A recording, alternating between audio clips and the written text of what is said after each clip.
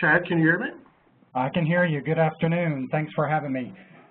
Again, Chad Skipper. I am VP of Product Testing and Certifications at Cylance. And today we're going to have a story. So bear with me as we get through this story.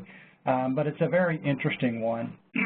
So as a background to this story and how I came across Cylance, and again, I actually tested Cylance, is I was inside the CTO office at Dell. I was a distinguished engineer, and my job at Dell at that time inside the CTO office is I owned the security strategy for all the laptops and desktops that egressed our factory. And that security strategy was for about 26 million endpoints that we sold each year to our customer. And what we continued to hear from our customer base was that, you know, the current antivirus product that we were reselling on our endpoints were not detecting the malware. It wasn't being efficient in detection and prevention. So they came to me, and we began to, about 2 years ago, look for essentially companies that provided advanced threat protection. And the motto that I actually put together inside of Dell at that time was "No more sacrificial lambs." It was a strategy, and that strategy was essentially we could no longer afford to sacrifice our customers' endpoints for the creation of a signature.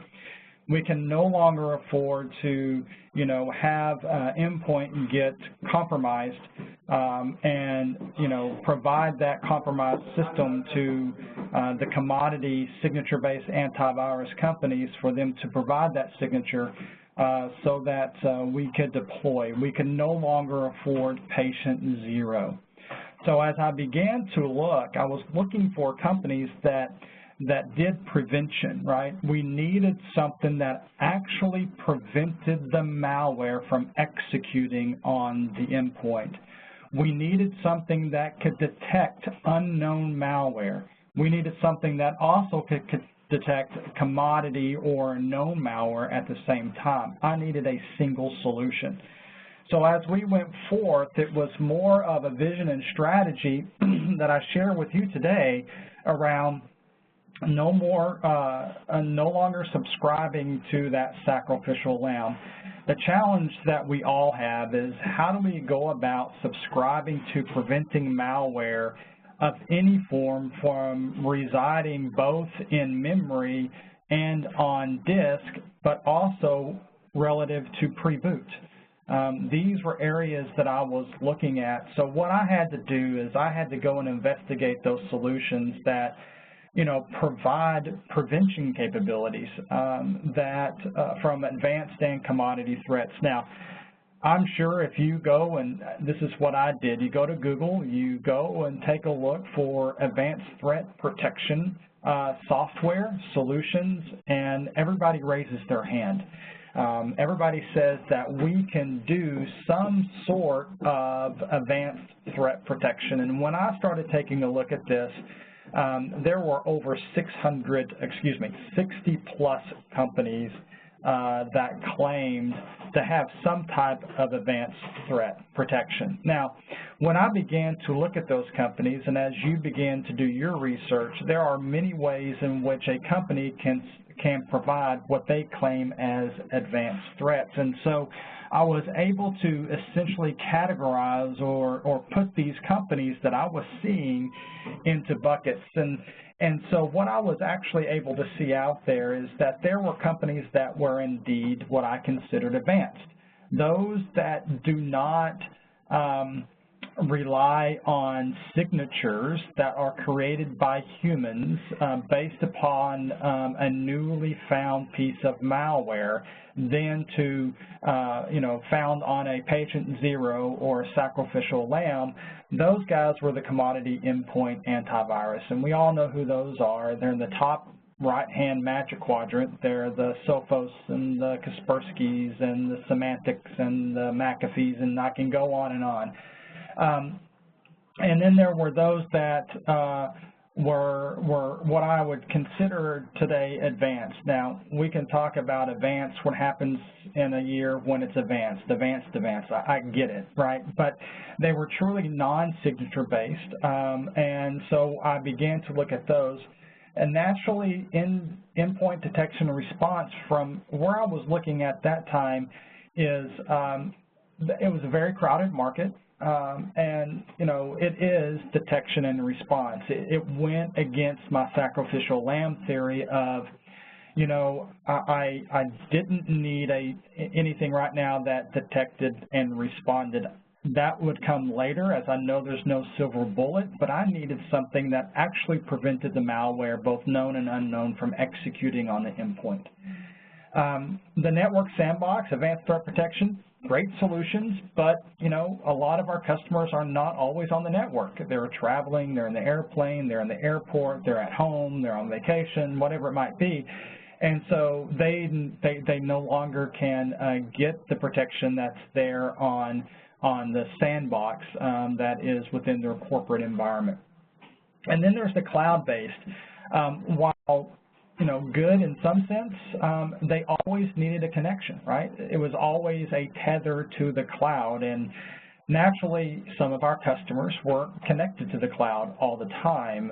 The holiday is an example, and we actually heard from our customers that, you know, their employees would come back from holiday, they would open up their endpoint, and they've been gone for 10 days, download email and execute something that, you know, compromised their endpoint, and that execution was prior to the endpoint being able to download the latest signature updates. So, you know, it was a holiday test in some sense. So as I began to look at this, I looked at those advanced endpoint threat protection. So here's some of the greatest challenges in testing for yourself. And again, let me explain this. There is no way that I would put my company or any company dependent upon what a third-party industry has tested, right? What I was seeing from a third-party testing standpoint was everybody was finishing the race at the same time. There was no differentiation. Everybody was 99 to 100%. So when it comes to providing and looking for that next generation or the advanced threat protection solution on the endpoint, I was going to have to test myself.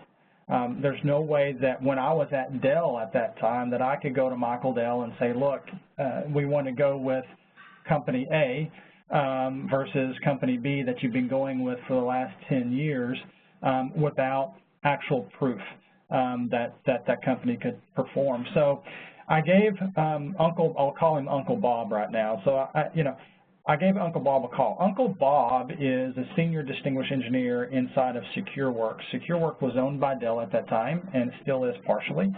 But they are, according to Gartner, the best managed security service provider. They're in no less than 25 active breach engagements at a time.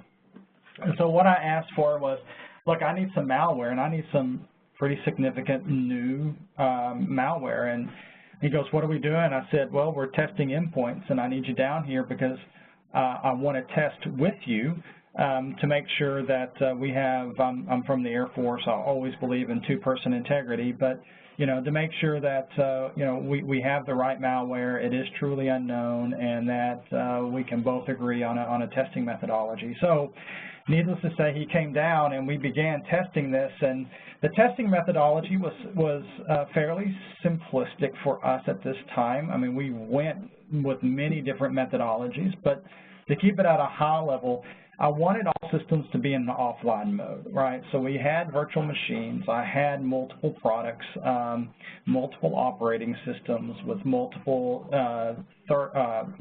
commodity and advanced endpoint threat protection. They were disconnected from the internet.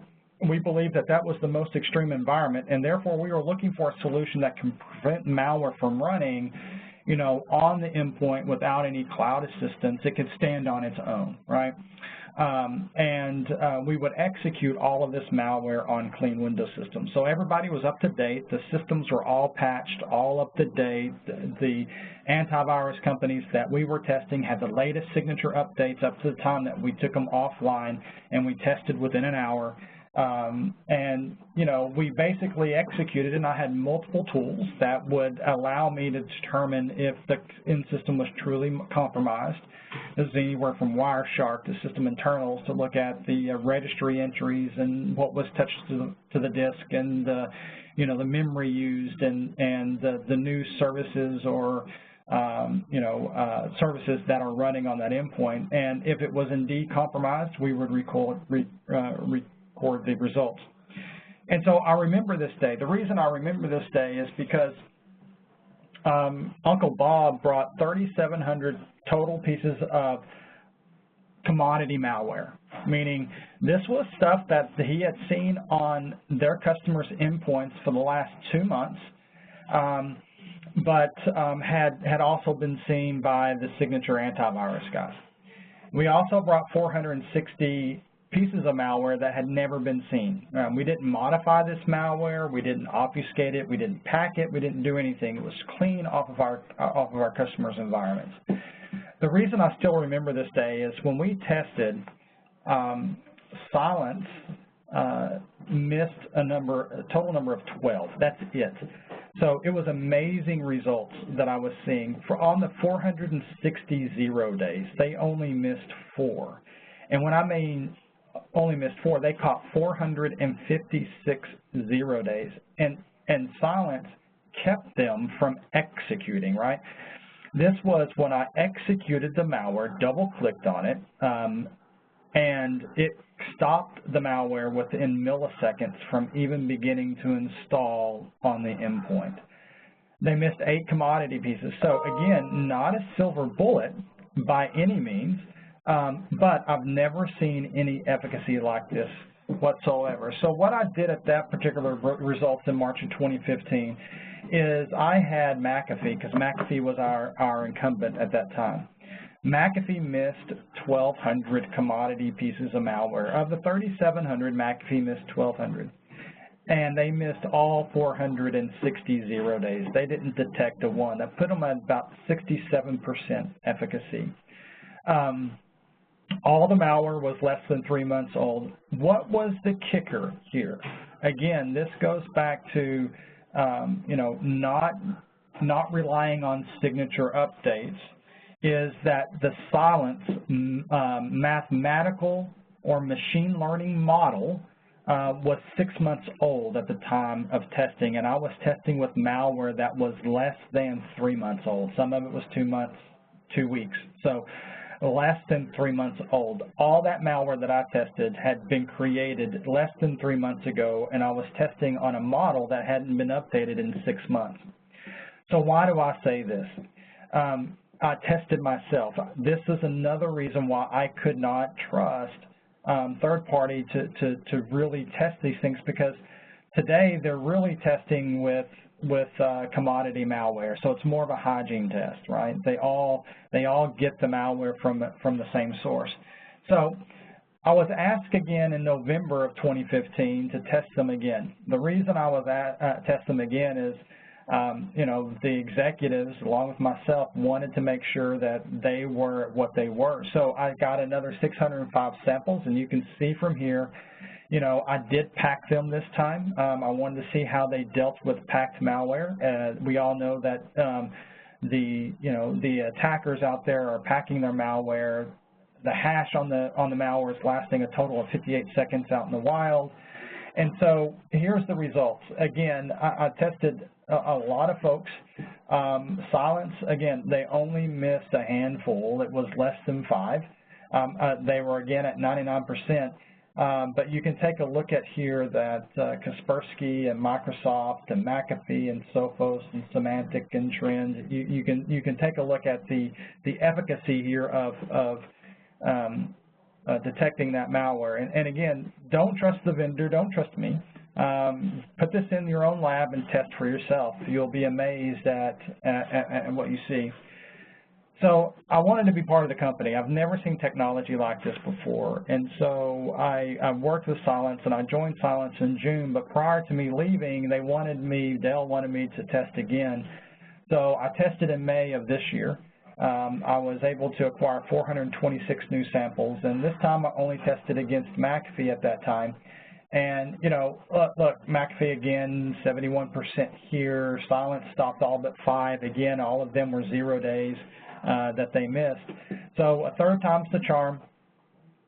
Dell's partnered with Silence in November and started shipping in February, but I came over in June, and you know, my job is to engage the third-party testing organization to understand their testing methodologies, help change those methodologies to really test advanced products like ours. We've introduced a new paradigm, and that paradigm is machine learning. All of this is done based upon math, and math is definitely greater than malware. We're seeing that with our product today. And I wouldn't have moved from a very good job inside of Dell, inside the CTO office, if I hadn't tested this and taken a look at it for myself. So I'm very, very confident, based upon my testing, on how well Silence does in detecting known and detecting unknown, but not just detecting, but preventing it from executing on the endpoint. So that just gives you a little bit what we're talking about. So the guys that I tested, you know, and these are the endpoint advanced threat protection. These are the guys that consider themselves non-signature based. Some of these are memory specific. Some of them are PE specific.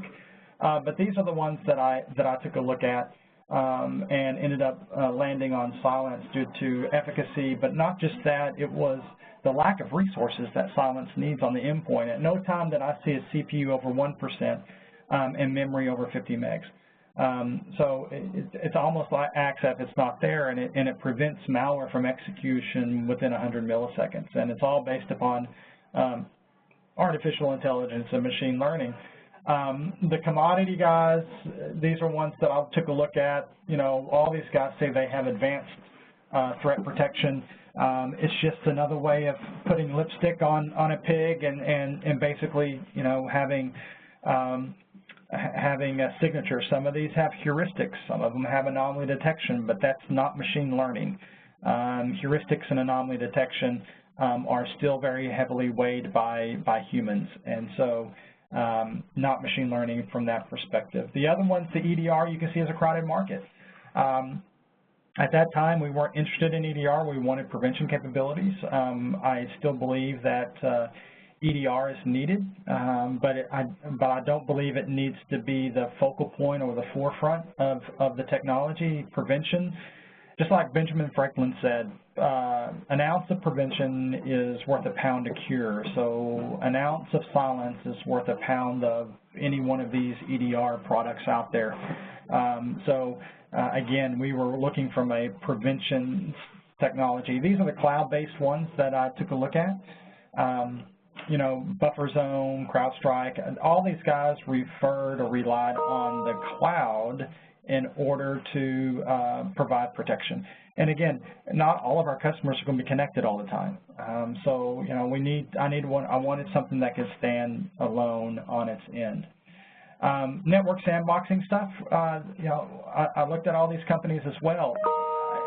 Sandboxing is great, and so, you know, you have to be part of the network. You have to be inside of the corporate environment, and some of these guys do a great job of detecting, you know, those advanced threats, but in most of the time, you know, the endpoint gets infected prior to the conviction of the malware from a sandboxing technology. So I've already downloaded it, I've already executed it prior to the sandbox being able to detect that, unless the sandbox is actually inline and prevents you to execute the malware prior to it doing its conviction notice. So again, areas that we were looking at in the future, but not specifically for the endpoint. So that's why I'm at Silence at today. You know, Silence is the best that I've ever seen.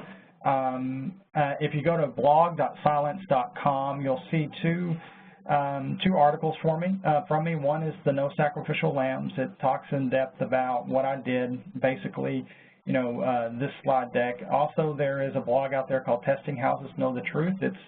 It's my engagement with the testing houses today. Some good, some bad, right? There's a mixture. So we're working with some of those guys, and other ones that, based on their performance and behavior, we just don't work with. So,